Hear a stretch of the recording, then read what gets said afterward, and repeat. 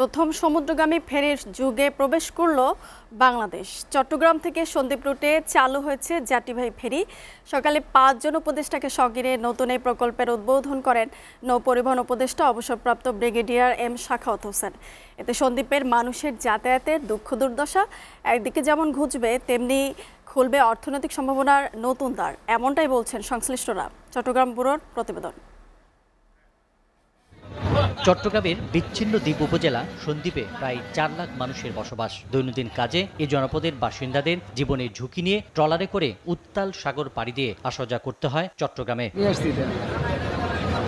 সাগরপথ পাড়ি দিতে প্রতিনিয়ত দুর্ভোগে পড়েন যাত্রীরা। কখনো এক বুক, কখনো বা এক কোমর পানিতে কাদা মারিয়ে কুলে উঠতে হয়। সূর্য ডুবার পর বন্ধ হয়ে যায় মূল ভূখণ্ডের সঙ্গে সব ধরনের যোগাযোগ। দুর্যোগপূর্ণ আবহাওয়ায় দিনের পর দিন থাকতে হয় বিচ্ছিন্ন অবস্থায়।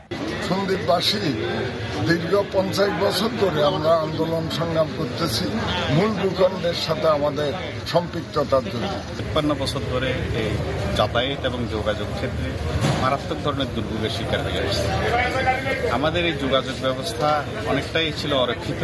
এত সব দুর্ভোগ আর ঝুঁকি কমাতে প্রথমবারের মতো চালু হলো চট্টগ্রাম সন্দ্বীপ ফেরি সার্ভিস। সরকারের 6 উপদেষ্টা একসঙ্গে এই প্রকল্পের উদ্বোধন করেন। এ সময় বিচ্ছিন্ন দ্বীপকে মূল ভূখণ্ডের সঙ্গে সংযুক্ত করতে পারাটা সরকারের সাফল্য হিসেবে মনে করেন তারা। ওনারা এটাকে চ্যালেঞ্জ হিসেবে গ্রহণ করছেন এবং ওনারা সফল হয়েছেন এই আজকের এর মাধ্যমে। কিন্তু এটা এখনো বর্ষাকালে কি হবে আমরা তো জানি না, ওই সব দেখতে হবে। খুব খুশি লাগছে আজকে সন্দ্বীপের মানুষের জন্য। আর খুব খুশি লাগছে যে ফজল ভাই যে ভেবেছেন যে ওনার এলাকার মানুষদের এই সমস্যাটার সমাধান করতে হবে এবং এই 7 মাসের মধ্যে উনি এই কাজটা করে ফেলেছেন। এটা আসলে ওনার এলাকার মানুষের জন্য, এলাকার জন্য ওনার যদি টানটা থাকে তাহলে এই করা সম্ভব। চট্টগ্রাম থেকে নৌ রুটে সন্দ্বীপের দূরত্ব 16.5 কিলোমিটার। ফেরি চলাচলের মধ্য দিয়ে সন্দ্বীপের পর্যটন খাত বিকাশের পাশাপাশি মানুষের জীবনযাত্রার মান আরও উন্নত হবে মনে করছেন নৌপরিবহন উপদেষ্টা। বাংলাদেশের কোস্টাল ফেরির কোনো প্রভিশন নাই এবং আনতে হবে আমাদের যত তাড়াতাড়ি সম্ভব।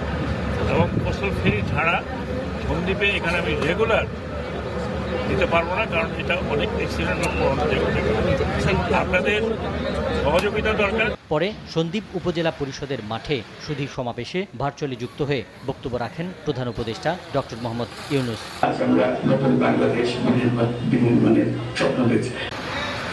SATV news desk.